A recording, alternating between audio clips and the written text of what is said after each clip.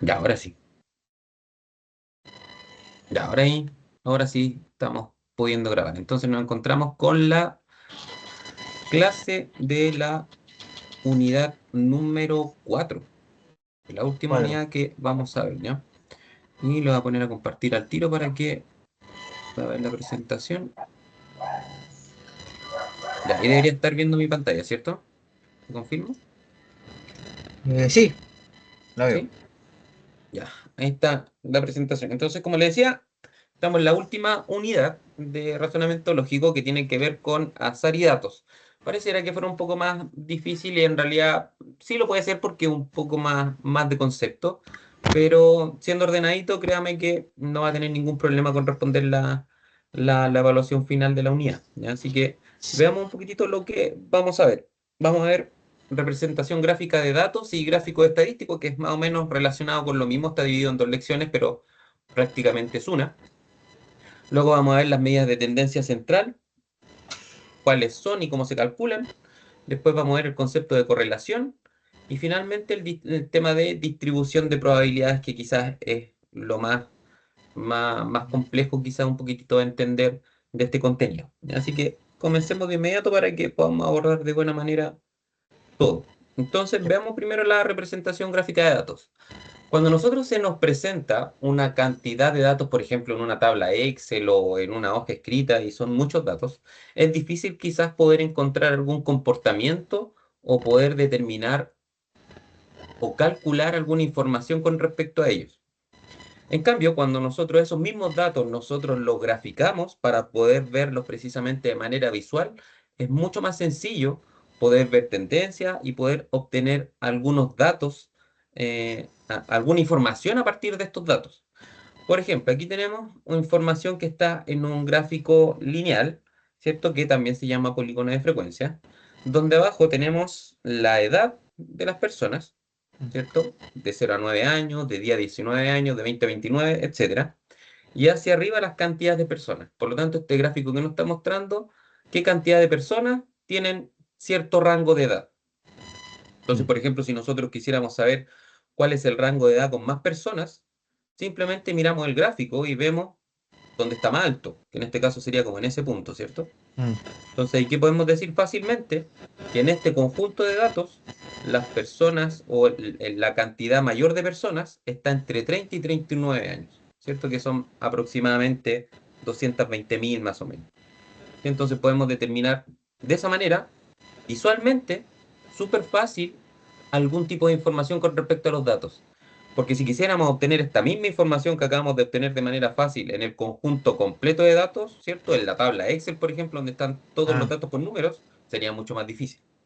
Entonces, esa es la gracia que tienen los gráficos, que nos permiten representar de manera visual y nos permiten obtener información también de manera mucho más sencilla del conjunto de datos. No toda la información, pero ya nos permite obtener información y, por ejemplo, ver tendencias.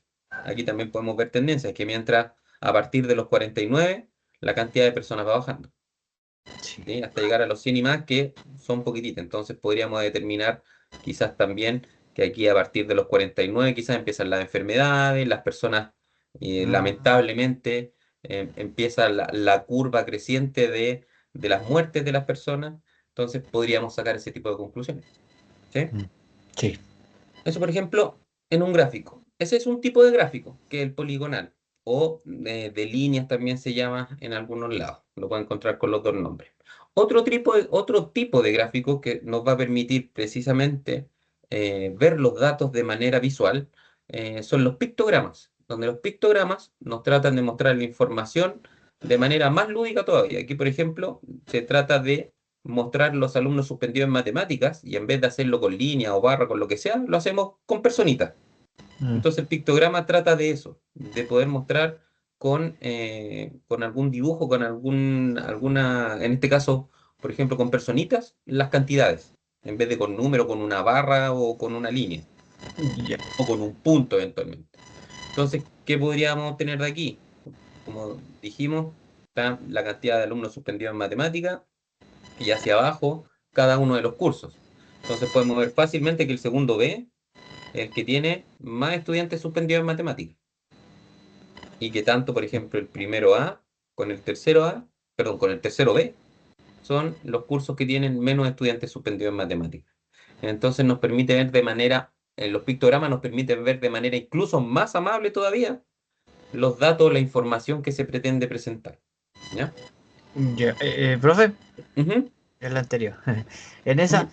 cada persona ¿puedo yo colocarle como un número? Por ejemplo, una persona puede ser de 10 personas, una, Sí, en este arriba. caso no lo indica, por lo tanto, como no lo indica, se asume que, y aquí está la eh, información, lo que significa cada personita, que es un alumno. Por lo tanto, mm, aquí es una persona. Así que, por ejemplo, el primero A yo sé que son una, mm, dos, tres, cuatro personas o cuatro estudiantes suspendidos en matemáticas. Pero eventualmente podríamos decir que un estudiante, por ejemplo, si son muchos datos, porque si fueran 20 o mm, 30, ya también se vuelve engorroso colocar 30 personas hasta al lado y si los quisiera contar sería engorroso también. mm. Entonces uno podría, por ejemplo, aquí colocar el mismo monito que está acá, pero poner que equivale a 10 estudiantes. Ah, ya. Entonces si uno coloca que una personita equivale a 10 estudiantes, aquí ya no serían 4, por ejemplo, en el Correcto. primero A, sino que serían 40. Y Ya, eso profe. uno lo puede colocar, Ah, ya ya. en casos para poder ajustarlo de buena manera. Pero hasta aquí, hasta el límite que tiene, es conveniente colocarlo de a uno, porque el más grande, como lo vimos, el que tiene más estudiantes, es el segundo B. Mm, Pero uno igual lo alcanza a contar fácilmente, que sería 1, 2, 3, 4, 5, 6, 7, 8, 9, 10, 11, 12. ¿Listo? Ahora, si fueran 20 o 30, ya una lata estar contando persona por persona, entonces se vuelve, mm, en vez de facilitar, complica el asunto y ahí quizás sería más conveniente decir que un estudiante o un alumno como está acá, o una personita, un dibujo de personita mm. equivale a 10 alumnos. Entonces eso uno lo puede hacer, no hay Ya, profe. problema con hacerlo.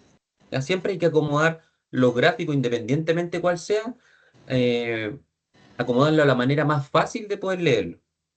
Porque a Mm, veces si voy a colocar, como le decía aquí, 30 o 40, donde me va a llegar hasta aquí, hasta casi la derecha de la pantalla, tanto estudiante, también se vuelve engorroso. Si yo quisiera sí. contarlo de una lata y no los voy a contar bien porque son muchos y están todos pegaditos, entonces perdería el objetivo, el gráfico. Sí. Entonces por eso podemos hacer ese truquito.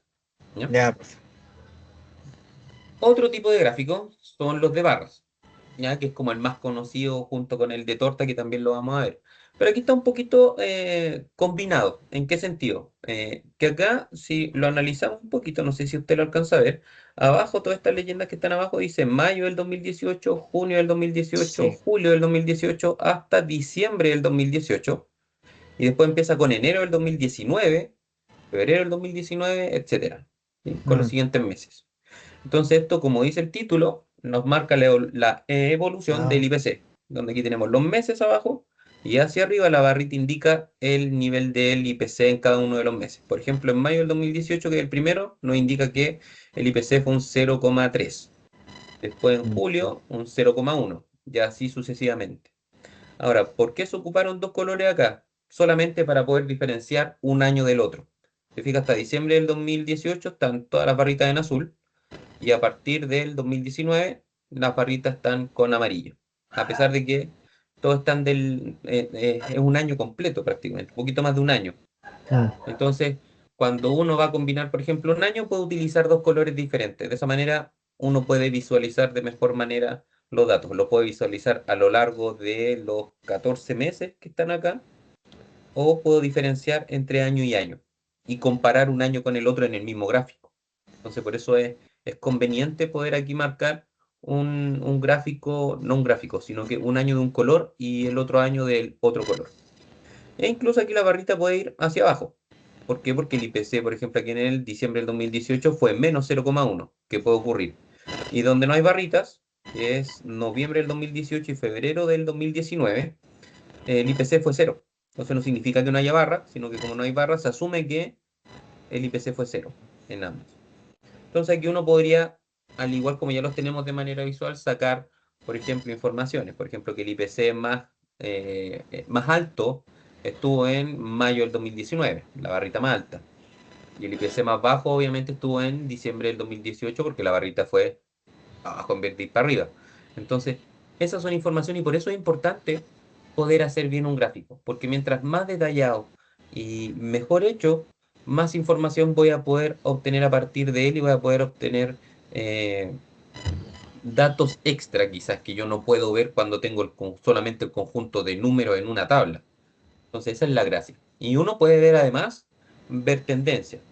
Por ejemplo, acá no es mucho, pero podríamos decir que, si se fija, si encerramos todos los IPC del 2019 y del 2018, uno dice ya, tomando el 2018 y el 2019, en promedio, ¿dónde estuvo más alto el IPC? Uno podría decir eventualmente en el 2019, porque tenemos esos dos picos de barrita, Sí, pero pero son menos meses que diciembre. Entonces, uno podría decir, sí, podríamos decir que es un poco más alto, pero nos falta la información de 2 meses. Porque incluso que en febrero, a pesar de que hay dos pics de IPC alto, también hay 2 meses, que es febrero y junio, que fue cero. Entonces nos alcanzan a ver como barritas. Entonces uno puede decir, sí, en general los piques estuvieron en diciembre, en 2019, pero en general el IPC ha tenido cierta tendencia a mantenerse, promediando, ¿cierto? Con los más altos, con los más bajos, podría decir. O ahí uno podría sacar las conclusiones de acuerdo a lo que uno estime conveniente y de acuerdo a lo que uno crea o analice, ¿ya? Entonces esa es la gracia de los gráficos, nos permiten ver los datos de buena manera. Ahora, ¿qué gráfico voy a ir utilizando yo de acuerdo al conjunto de datos que quiera? El que, el que construye el gráfico es quien finalmente decide cuál es el mejor gráfico que se acomoda a los datos que precisamente quiero mostrar de manera gráfica. No hay una regla de oro para decir, ya, si tienes este tipo de datos, tienes que hacer un gráfico de barras. Si tienes este tipo de gráfico, tienes que hacer sí o sí un lineal, como vimos al principio. ya. Depende de lo que uno quiera mostrar. Por ejemplo, aquí el IPC está mostrado en barritas, pero normalmente si tú te fijas en la tele cuando salen estos datos económicos, siempre salen con el de líneas, que es el que vimos primero, con este. Siempre salen por lo general los datos económicos, salen graficados con este tipo de gráficos, porque en economía uno siempre trata de ver tendencias. Entonces, ¿cómo mejor se va a notar la tendencia, por ejemplo, del dólar o del IPC o del Ah, IMASEC claro. o del PIB, por ejemplo? Porque son para poder saber si sube, baja, si sube, baja, hay que verlo durante muchos, muchos meses. Es mejor este grafiquito. Porque de esa manera yo puedo ver a lo largo de muchos meses si la tendencia finalmente, la curva o la recta que se proyecta va hacia arriba o hacia abajo. Entonces, por eso en economía, todos los datos económicos tienden a mostrarse en este tipo de gráficos. Pero eso no significa, como acá, que el IPC yo no lo pueda, perdón, que este gráfico sea el único que se utilice para economía. No, como está aquí en este gráfico de barras, se graficó el IPC. Entonces, no es que haya una regla de oro, sino que simplemente uno utiliza el gráfico que mejor cree que va a representar lo que yo quiero mostrar. No hay una regla de oro. Solamente hay que tener en cuenta que si el gráfico me va a mostrar o la información va a estar tan enredada como en los datos en una tabla, mejor elijo otro gráfico. Porque la idea del gráfico es que me simplifique la visión de los datos y no que me la complique o que mantenga la complejidad de verlo en una tabla. Entonces, Claro. ahí uno tiene que ir eligiendo y seleccionando qué gráfico se acomoda mejor a la cantidad y los datos que quiero graficar. Y el último aquí, que también dentro de los más utilizados, es el gráfico circular o de torta, le llaman a algunos lados, de pizza o de un montón de formas, pero el circular, Mm. donde vamos a poder mostrar en porcentaje ciertos datos que nosotros queramos mostrar, como por ejemplo, en este caso, principal problema percibido en el uso de las redes sociales por los alumnos de cuarto de secundaria, que sería como cuarto medio, ¿ya? Donde azul y rojo, ahí tienen 29%, que son los dos primeros, que son insultos, ofensas y burlas e información falsa. Por lo tanto, nosotros podríamos eh, asumir y también poder determinar o decir a ciencia cierta que más de la mitad de los estudiantes, ¿cierto? Porque si sumamos de casi el 60, el 58, eh, creen que el principal problema del uso de las redes sociales son insultos, ofensas, burlas e información falsa. Ahí se concentra donde creen estos estudiantes que es el mayor problema percibido. Ahora, este gráfico hay que tener cuidado con utilizarlo, porque este gráfico de circular sirve solamente cuando son pocos datos los que yo quiero mostrar. Por ejemplo, aquí yo creo que ya estamos en el límite con esta cantidad de datos. No sé si te acuerdas, bueno, ahora con la lluvia mostraron un poco el que en este tipo de gráfico de torta muestran, por ejemplo, en él, las comunas que están sin luz, sin energía eléctrica, o las regiones, que también pasó mucho cuando con el tema del viento el año pasado, que estaban todos los días mostrando las comunas sin luz y lo mostraban en este tipo de gráficos. Pero eran tantas las comunas que los pedacitos de esta torta, por decirlo de alguna manera, eran muy chiquititos. Ah, ya sí Entonces, me al ser muy acuerdo. chiquitito, al final el gráfico no me decía nada, pues no podía obtener, qué bonito está en el gráfico, pero al final el gráfico era igual de complicado o quizá era más fácil ver los números y sacar conclusiones que ver el gráfico. Sí. Entonces, el gráfico de torta sirve solamente cuando son pocos datos. Idealmente, dos, tres, yo creo que como máximo los que Bueno, tenemos acá. Porque aquí ya se empieza a subdividir demasiado y en vez de ver de mejor manera la información, la empiezo a ver más compleja. mm, Entonces, por eso a mí en él, ahí, con esos gráficos circulares que donde salen muchas comunas, como 30 comunas en un gráfico, uno al final no ve nada. Ve sí, tanto que no ve nada. sí. Entonces, es muy mal gráfico ese de en el que para utilizar el tema de las personas sin luz con un gráfico de torta. Podrían utilizar otro. Entonces, ahora, no es que no se pueda, como le decía, no es que haya una regla de oro. Pero, por ejemplo, en ese caso, ese gráfico de torta en esa situación, mostrando 20 comunas en un mismo gráfico, no. Claro, están graficados los datos, pero no sirve de mucho el gráfico. Y podrían buscar otro gráfico para poder mostrar las cantidades de comunas. Otra opción que sea mucho más amable a la vista. ¿Ya? Así que Mm, ese es el tema de los gráficos y cómo tenemos que poder saber para qué nos sirven y cómo nosotros podemos elegir cuál conviene más. ¿Ya? Así que no hay una regla y no es lo único que existe, hay muchos más gráficos también. ¿Ya? ya, pues. Eso con respecto a estas dos primeras lecciones que tenían que ver con los grafiquitos.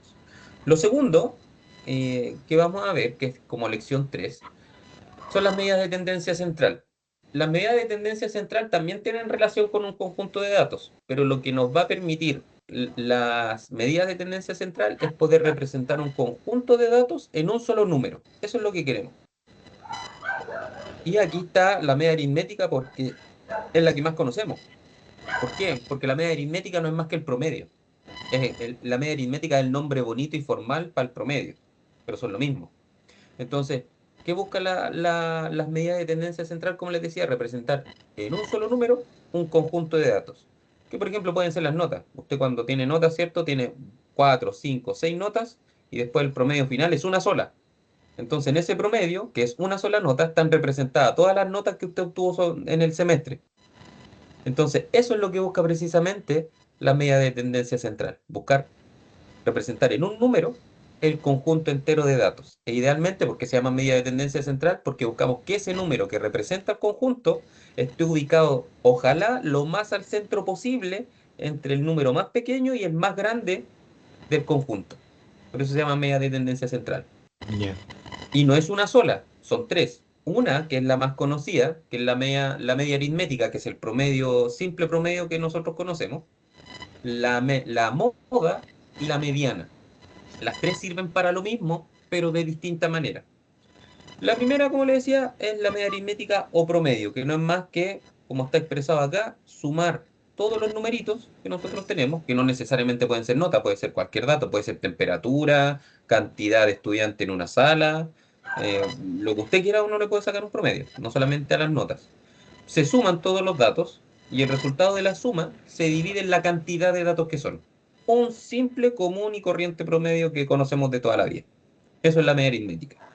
Que aquí está expresado. Sumamos los tres numeritos, 15 más 33 más 28, y el resultado de eso se divide en 3. Y el valor que nos dé va a ser la media aritmética. Ni más ni menos. Y esto funciona para 3, 5, 20, 100, la cantidad de datos que usted quiera. ¿Ya? Siempre se va a calcular igual. Y es el más conocido. Esa es la primera medida de tendencia central entonces. La segunda es la moda, donde la moda, ¿cómo la vamos a calcular dentro de un conjunto de datos? Va a ser me salté, parece uno, ¿no? No, está bien, al revés. La moda va a ser el número o el valor que más veces se repite dentro de un conjunto. No es más que eso, que aquí está representado con personas.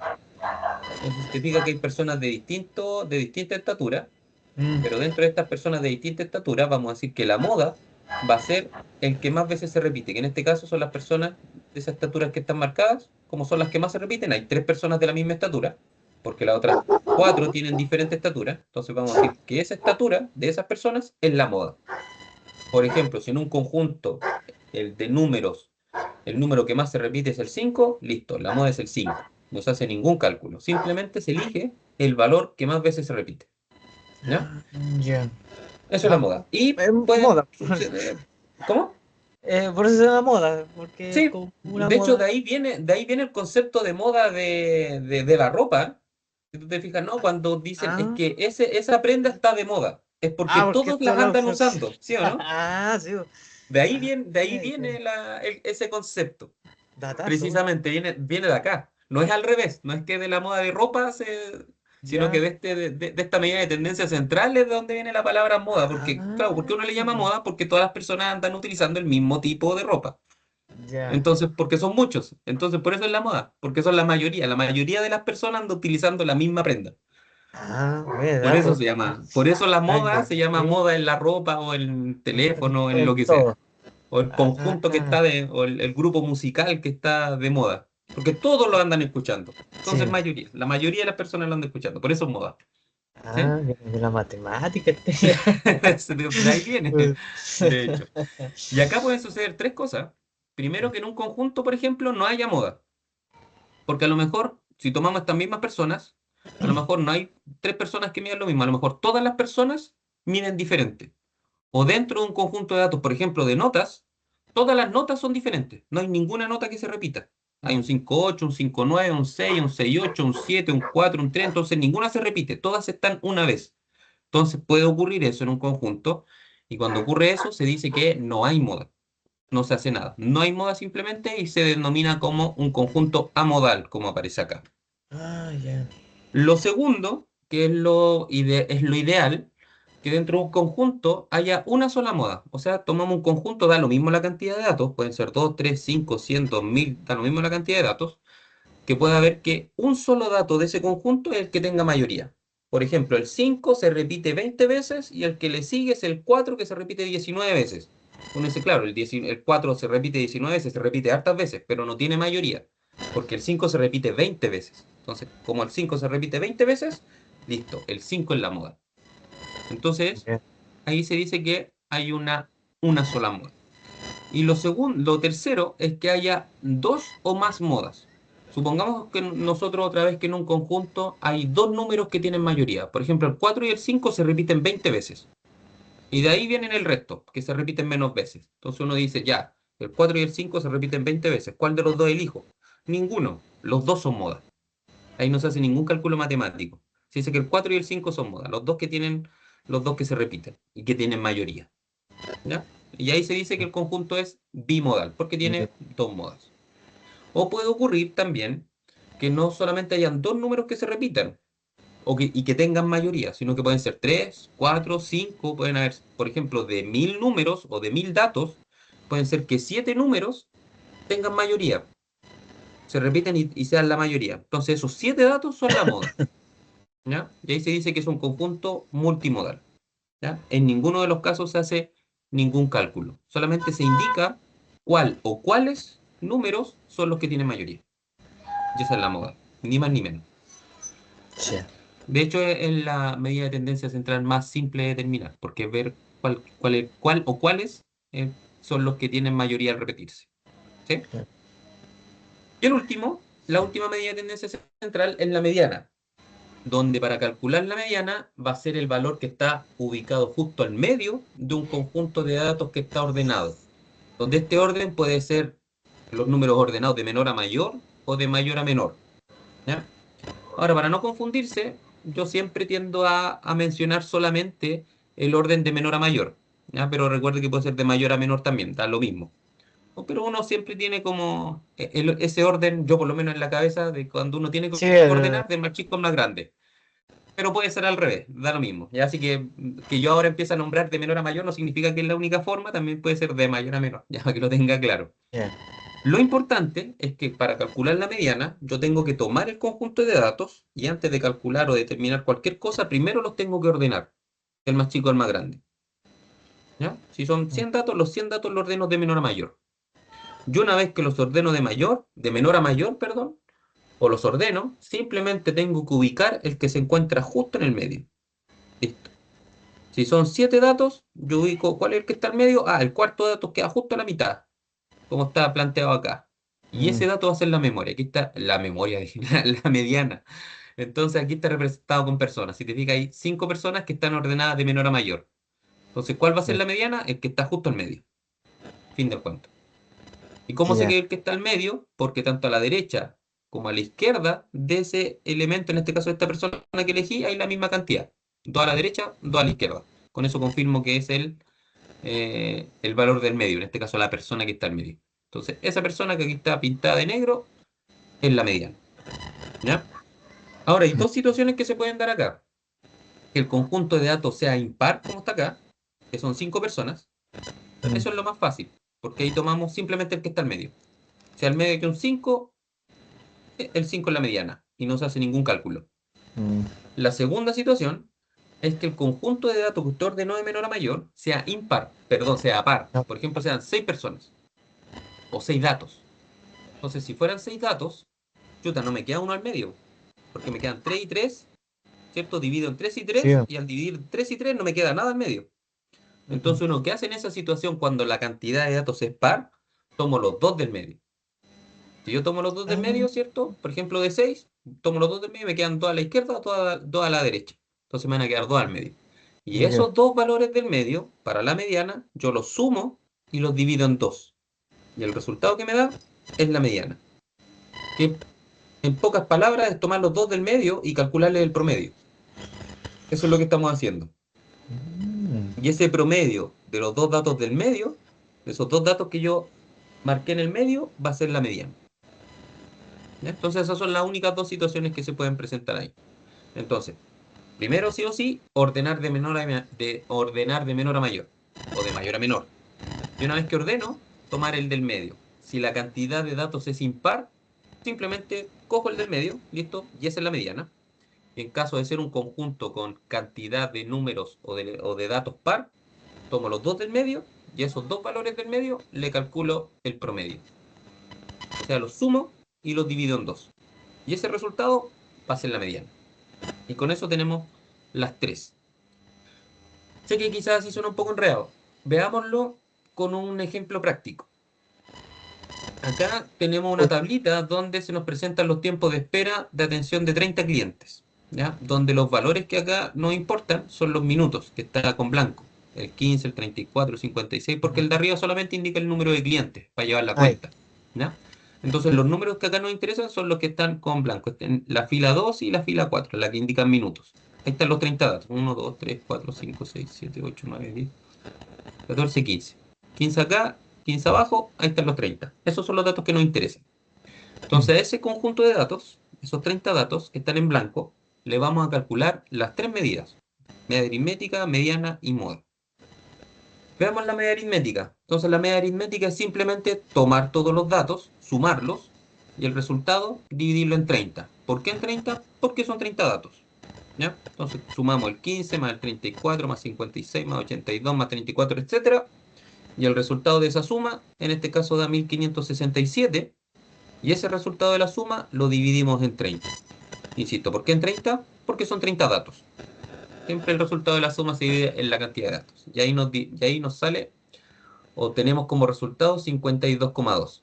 Entonces eso significa que el promedio de los minutos de espera de los clientes es 52,2 minutos. Ese es el tiempo promedio de espera.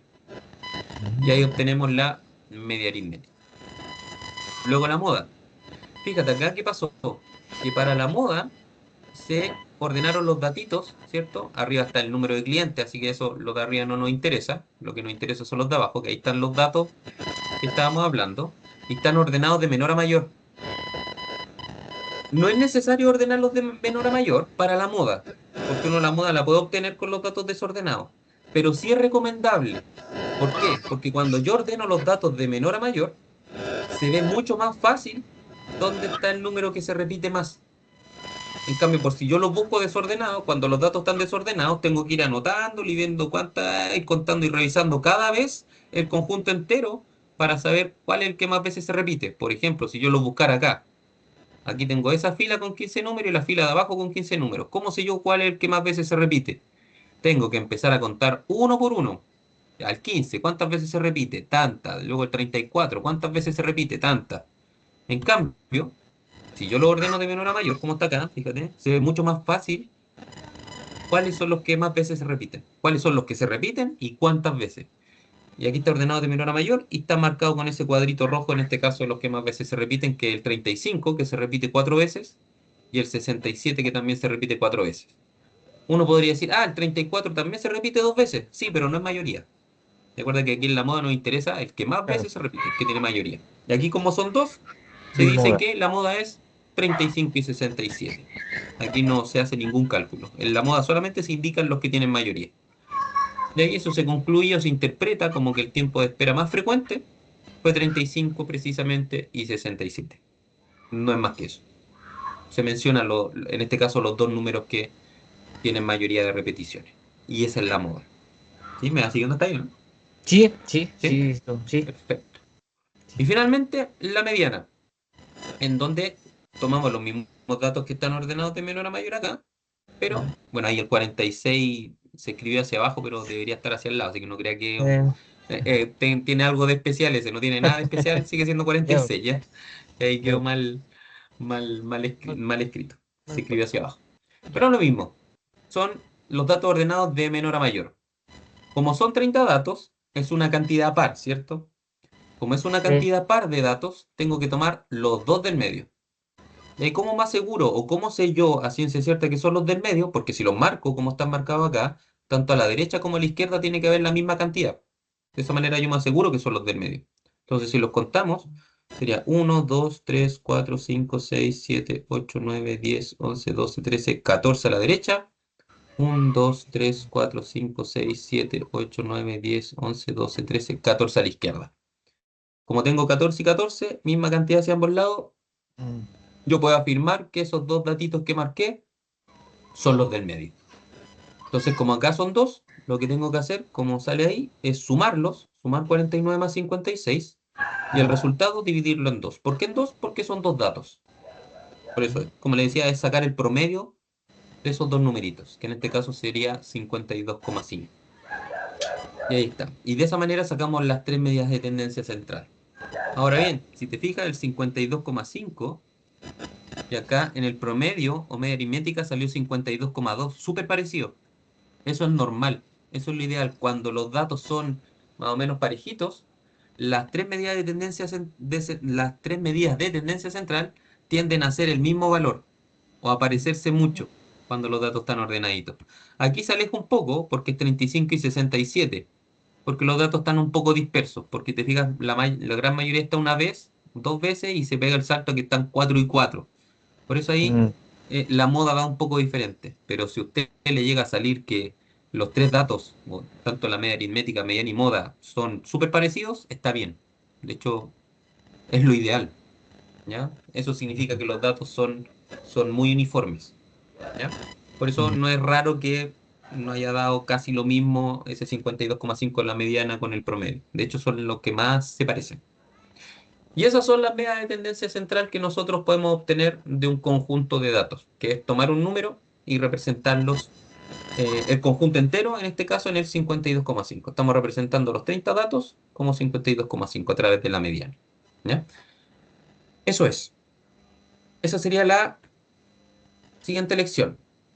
Ahora, lo que viene es la correlación. La correlación estadística, como dice ahí, constituye una técnica que nos indica si dos variables están relacionadas o no. ¿Y qué tan relacionadas están?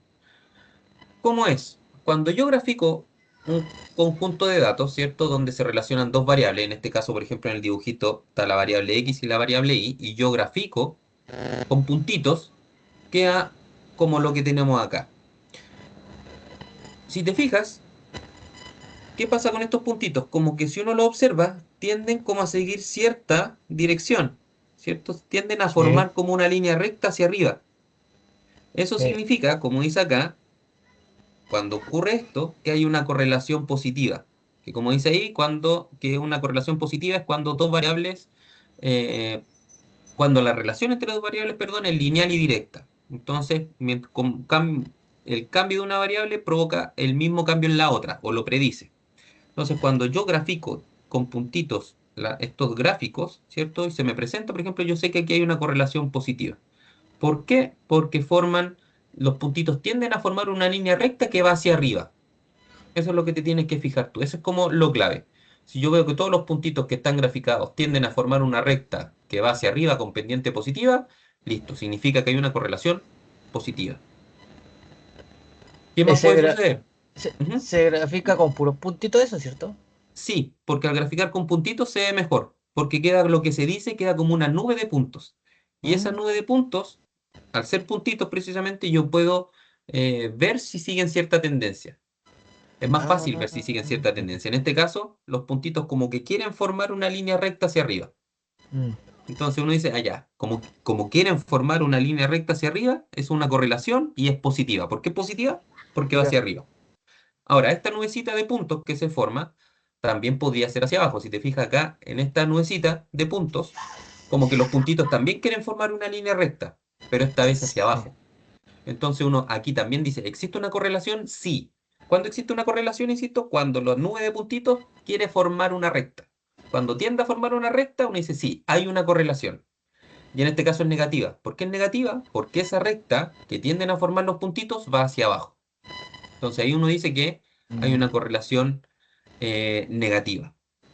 Esto más o menos tanto la correlación negativa con la positiva tienen relación con lo que vimos la unidad anterior, con las proporciones directas e inversas.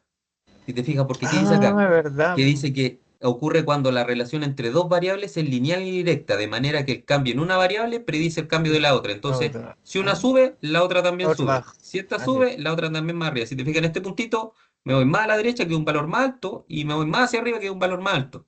Entonces Mm. aquí lo que se está graficando prácticamente es una proporción directa. Entre- Eso es, teniendo eso en cuenta.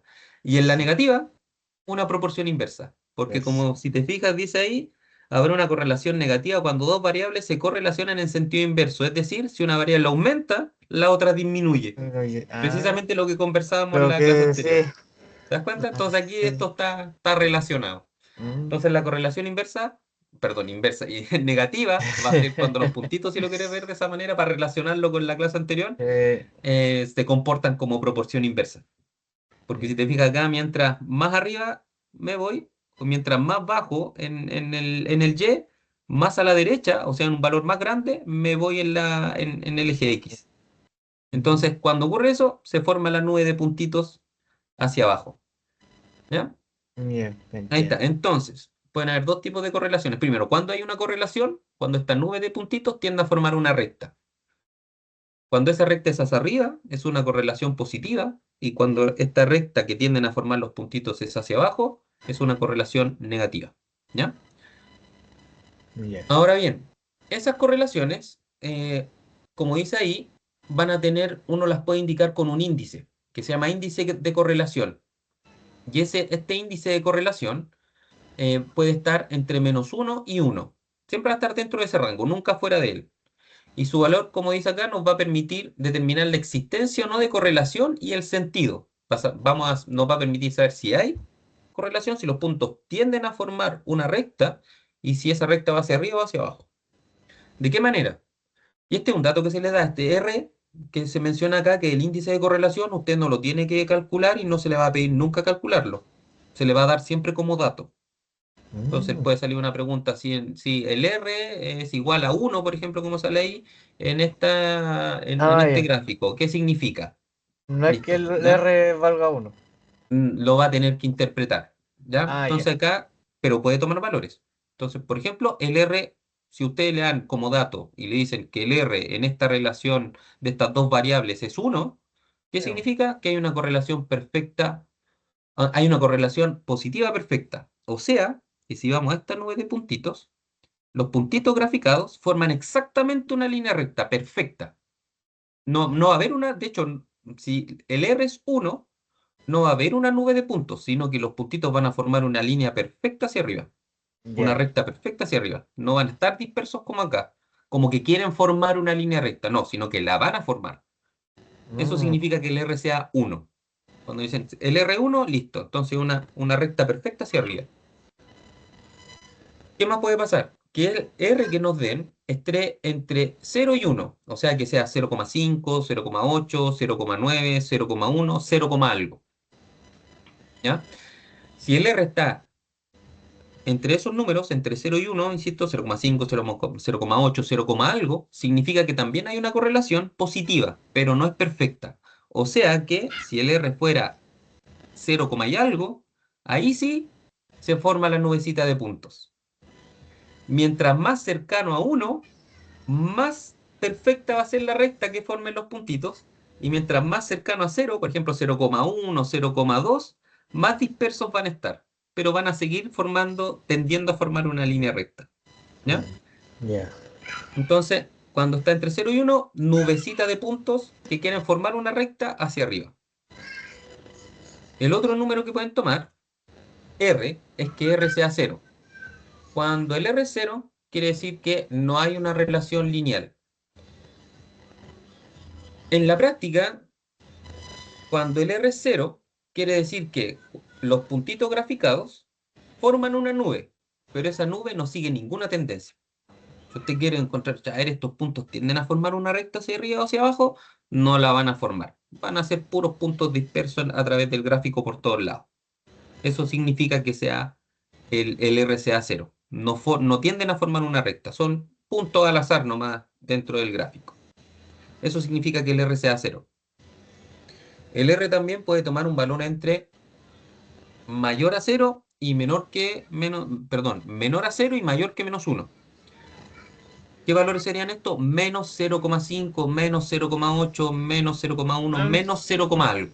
lo que ¿Ya? está entre medio del Claro, menos uno y el cero. menos 0, algo. Cuando es menos 0, algo, significa que estamos en esta situación. Este sería el gráfico de un R menos 0, algo.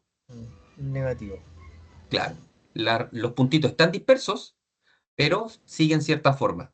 Mm, ¿Ya? Siguen cierta forma hacia abajo. ¿Ya? Eso cuando es negativo.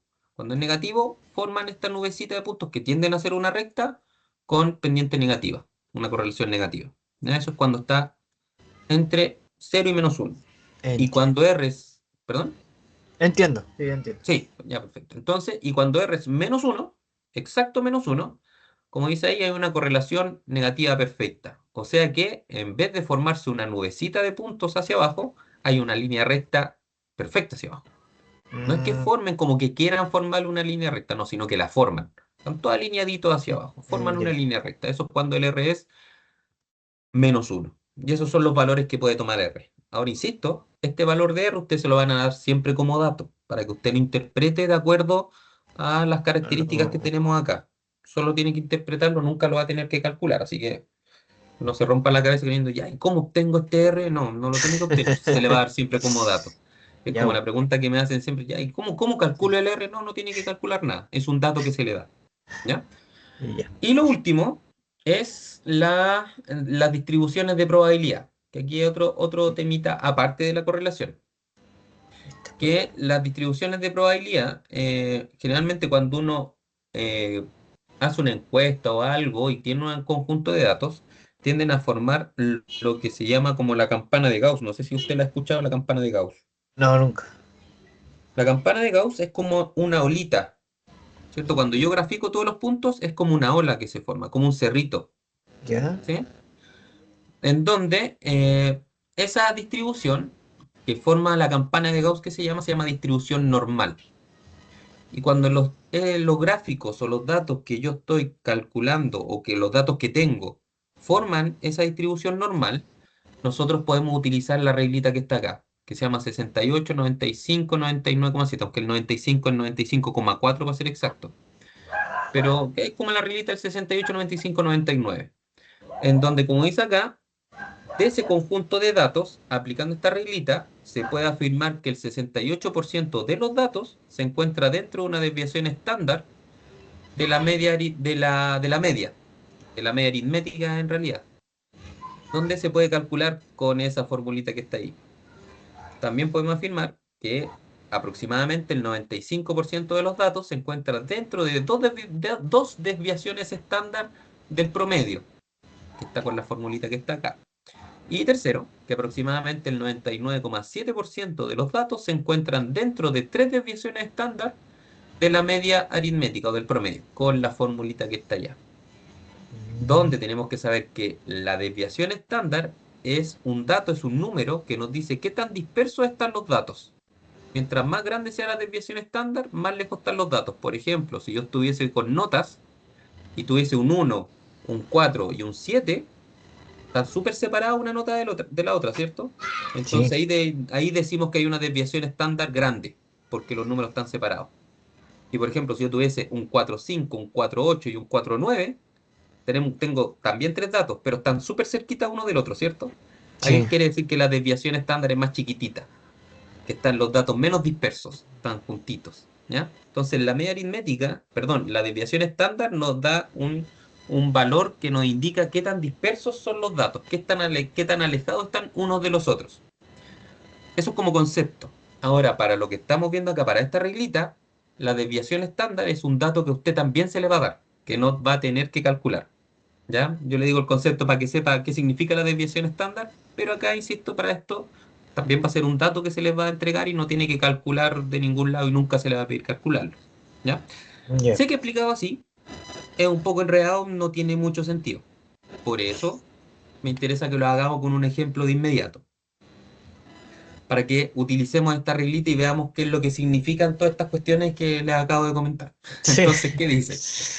Que un estudio de mercado realizado a 2.000 personas muestra que el valor promedio pagado por el automóvil marca Pagana por estos 2.000 clientes tiene una distribución normal. Lo que le decía yo, que cuando yo grafico todos los datos forman una olita perfecta, donde el valor promedio pagado por estos 2.000 clientes es de 5.500.000 con una desviación estándar de 400.000 pesos. Entonces, ¿te das cuenta? Siempre para calcular esta reglita le van a entregar el promedio y la desviación estándar. O como mínimo la desviación estándar, porque el promedio lo podríamos calcular nosotros. Ya sabemos calcular el promedio. Mm. Pero sí o sí lo que le van a dar como dato, como mínimo, es la desviación estándar, que en este caso nos dice que es de 400.000 pesos. ¿Ya? Entonces, con estos datos que nos pide que apliquemos la regla del 68, 95, 97, determinando cuánto pagaron las personas. Entonces, eso es lo que nos va a permitir calcular esto. Entonces, veamos. Entonces, tenemos que son 2.000 personas, el promedio que pagaron por el auto fueron 5.500.000 y que la desviación estándar son 400.000. Esos son los datos que tenemos. Y con estos datos vamos a tener que calcular la reglita. Y se calcula por tres, dividida en tres. Primero vamos a calcular el 68%. Entonces, para encontrarle sentido, primero dice calculemos la parte de la regla del 68%. Entonces dice que en este caso, si el total de personas son 2.000, vamos a poder decir que el 68% de esas 2.000 va a ser, en este caso, 1.360 personas. Que la manera fácil de calcularlo es tomar el total de las personas, que son 2.000, y multiplicar esos 2.000 por 0,68. Entonces, con ese simple cálculo, nosotros vamos a ver que el 68% de las 2.000 personas equivalen a 1.360. ¿Sí? O al revés, si quiere decirlo. 1.360 personas es el 68% de las 2.000. ¿Ya? Ahí Mm. vamos a ver por qué nos sirve ese datito. Ahora lo importante, luego determinamos el intervalo de precio pagado por el automóvil por las 1.360 personas. Entonces, ¿qué es lo que vamos a calcular nosotros con esta reglita del 68? Vamos a calcular cuánto pagaron aproximadamente esas 1.360 personas por el auto. Eso es lo que nos va a permitir hacer esta regla. Por eso era importante que calculáramos a cuántas personas equivale el 68%, porque el cálculo que vamos a hacer ahora nos va a indicar, insisto, cuánto pagaron en promedio esas 1.360 personas por el auto, o entre qué rango pagaron. Mm. Eso nos va a permitir esta regla. Entonces, tenemos el promedio, el símbolo del promedio o de la media aritmética es la X con el palito arriba, ¿ya? Por eso sale ese símbolo. Entonces, tenemos que el promedio o la media aritmética, que es el dato que nos dieron, son 5.500.000. La desviación estándar, que tiene esa letra griega que es phi, nos dice que, perdone, esa es, sí es phi, que son 400.000 pesos. Y la formulita para calcular este 68% es el promedio más menos una desviación estándar. ¿Ya? Ahora vamos a ver cómo se separa ese más menos, que es hacer dos veces esta operación en realidad, hacer primero el promedio más la desviación estándar y después aparte es hacer el promedio menos la desviación estándar. O sea, lo que está acá. Fíjese, tenemos el promedio entonces que eran los 5.500.000 más una desviación estándar. Por eso es uno por, porque es una desviación estándar por Ah, ya. 400.000, que es el dato que nos dieron, que es la desviación estándar. Y abajo hago la misma operación, el promedio, que son los 5.500.000, menos una vez, por eso es uno por, la desviación estándar, que son 400.000. Eso significa ese más menos, ¿ya? Que simplemente Ya. separo, hago dos veces la operación, una vez con más y una vez con menos. Eso es lo único que quiere indicar. Y si hacemos el cálculo, cuando sumamos nos da 5.500.000, perdón, 5.900.000, y cuando lo hacemos con resta nos da 5.100.000 pesos. Y ahí tenemos los datos que nosotros queríamos saber. Entonces, con ese cálculo, ¿qué es lo que podemos concluir? Que aproximadamente el 68% de los encuestados, que equivalen a 1.360 personas, pagó entre 5.100.000 y 5.900.000 por el auto. Eso es Ah, lo que nos permite calcular o determinar esta reglita. Entonces sabemos que el 68% de las personas, a través de esta regla del 68%, pagaron entre 5.100.000 y 5.900.000. Ese es el cálculo que hacemos. Esas son la conclusión que llegamos con estos calculitos. ¿Sí? ya. Y no es más que eso, saber el rango que pagó cierto porcentaje de personas, de esas 2.000. ¿Sí? Ya. Y Entonces esa sería la entiendo. del 68. La del 95, que en realidad es 95,4, es lo mismo, pero ahora con el mismo cálculo anterior, pero ahora con 95,4%. Entonces primero calculemos el 95,4% de las 2.000 personas encuestadas. Y eso se hace igual que el anterior. Tomamos las 2.000 personas y lo multiplicamos por 0,954, que equivale al 95,4%. Y eso da 1.908 personas. Entonces ahora yo sé que el 95,4% de las personas equivalen a 1.908. Y hacemos el mismo cálculo de nuevo. La diferencia es que ya no es, fíjate acá abajito donde dice entonces, dice que ya no es el promedio más menos la desviación estándar, una, sino que ahora son dos desviaciones estándar. Esa es la única diferencia con respecto a la formulita, porque la media aritmética sigue siendo 5.500.000 y la desviación estándar sigue siendo 400.000. Lo único que cambia es que aquí en la formulita para calcularlo, ahora es el promedio más menos 2 por la desviación estándar. Esa es la única diferencia cuando aplicamos el 95. Es 2 por la desviación estándar, mientras que en el 68% era 1 por la desviación estándar nomás. ¿Sí? Esa es la única diferencia. Entonces aquí está el cálculo. Tengo el promedio, 5.500.000 más dos veces, por eso es 2 por la desviación estándar, que es 400.000, y 5.500.000 menos 2 por la desviación estándar, que siguen siendo los mismos 400.000. Aquí primero se hace la operación, primero la multiplicación, por eso 2 por 400.000, 800.000, arriba y abajo, y sumo y resto los 5.500.000. Y eso da 6.300.000 con la suma y 4.700.000 con la resta. ¿Qué implica esto? Que aproximadamente el 95,4% de las personas, de las 2.000 personas, que equivalen a 1.908 en total, pagó entre 6.300.000 y 4.700.000 pesos por el automóvil. Entonces, ¿te das cuenta? Vamos extendiendo la cantidad de personas. Sí, sí. Con el 68 es un poco más de la mitad. Entonces, nos permite tener esa información. ¿Qué cantidad de personas o qué porcentaje de personas pagó entre cierta y cierta cantidad? Eso es lo que nos permite esta regla. En este caso, como le decía, que el Sí. 95,4, que equivale a 1.908 personas, pagó entre 6.300.000 y 4.700.000. ¿Sí? Sí. Y la última es el 99,7, que es casi el total, que es como sacar los extremos nomás, el número más, el que pagó menos y el que pagó más, casi sacar los extremos. que es la regla del 99,7.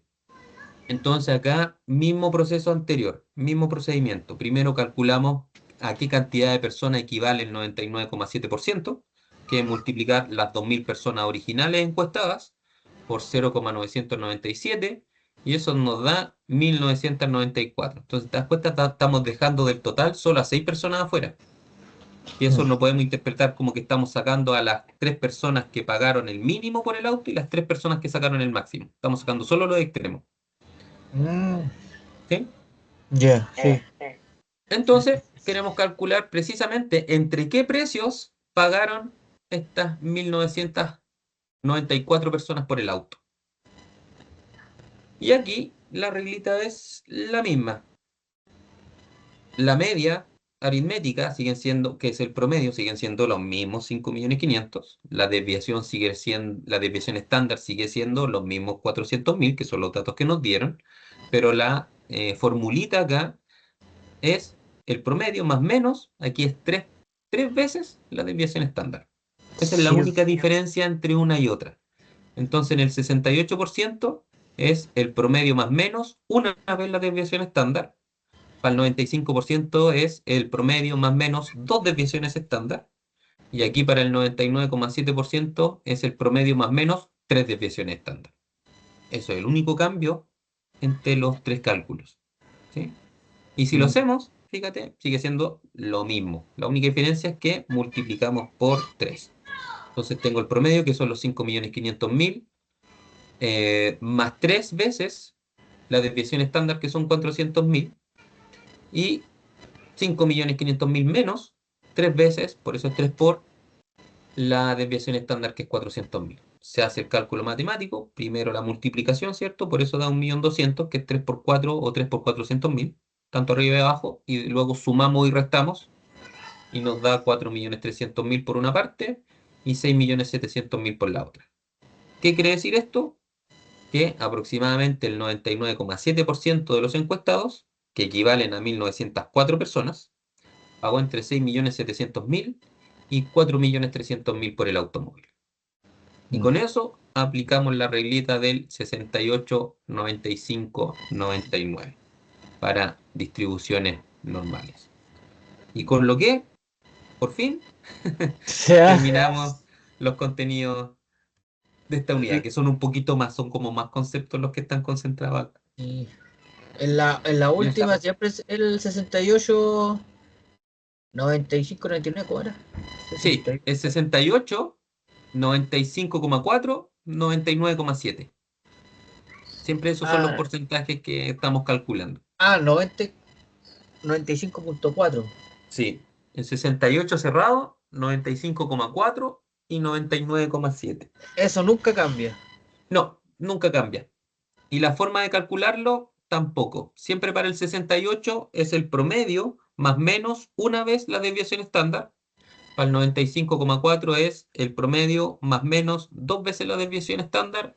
Y para el 99,7 es el promedio más menos tres veces la desviación estándar. Esas dos cosas siempre van a ser igual, los porcentajes y las formulitas, independientemente los datos que te entreguen. Ahí lo único que cambia son los datos, la cantidad de encuestados que puede ser, el promedio y la desviación estándar. Son las tres cosas que te tienen que dar y son las tres cosas que cambian, que se aplican a la formulita nomás y a los porcentajes correspondientes. Es lo único que Ya. cambia. De hecho, este mismo ejemplo está en los contenidos. Así que si tiene duda, ahí lo puede revisar y está, de hecho está Sí, igual. sí, Yo lo saqué tal cual del contenido. sí, aquí estoy viendo el contenido que está en el modo. Sí, sí, Está de hecho es el. lo mismo, como le digo, lo corté y lo pegué acá nomás, para poder explicárselo. Mm, Pero ahí aquí tiene está. más detalles si es que quiere. Pero esa es la forma de calcularlo. Ya. Eso, no sé si tiene alguna duda con lo que hemos visto, No, algo que no le quede todo clarito. completamente claro. Todo ¿Sí? clarito. Sí. Ah, genial. No, sí, sí, explica bien el profe, así que no se preocupe. Muchas gracias. Esa es la idea, que pueda entender. Ahí de todas maneras, cualquier duda que tenga, estoy atento en lo que queda de día. Y mañana no le aseguro nada, pero hoy día por lo menos voy a estar más atento si tiene alguna duda o algo sobre los contenidos para poder ayudarlo antes que Ya, entregue profe. su Sí, actividad. que no se Ahora le vaya a igual. olvidar subirlo. No, si ahora no, ahora no. Asegúrese, ponga la alarma. Sobre todo mañana, ojo que mañana anunciaron lluvia. Le recomiendo que lo Ah, pueda hacer pronto en caso de que se le corte la luz, evitar ese tipo sí, de cosas no le vaya a parece. pasar. Sí, Sí, como anunciaron lluvia ya mañana, para mañana domingo a partir de la ah, tarde, noche, pero para lo acá va puede Win. hacer. ¿Cómo? Porque yo vivo acá en Win, así que. Sí, por eso. Sí, porque las lluvias se supone que están pronosticadas como a partir de las 9 de la noche de mañana, así que si me pregunta a mí, yo le recomendaría que haga la entrega antes, precisamente anteponiéndose a que pueda haber algún corte de luz eh, o o algo. corte de internet o alguna situación que pueda suceder. ¿Ya? Sí, sí Así lo que, descargué al tiro, solo así eso. que lo voy a hacer. Sí, así que para que aproveche, ahí estoy también atento. Así que Pero eso, si no tiene no, ninguna más dudas, duda. estaríamos Sí, por hoy día con la clase de hoy. Nos quedaría solamente juntarnos la próxima semana para poder explicarle de qué se trata la actividad de integración. Eso ya, pues. sería ya lo último con lo que estaríamos cerrando la asignatura. Sí. Chao, profe. Ya, pues Rodrigo, eso sería por hoy. Eso, que esté muy bien. Muchas Cuídese y nos gracias. vemos la Igual. próxima semana.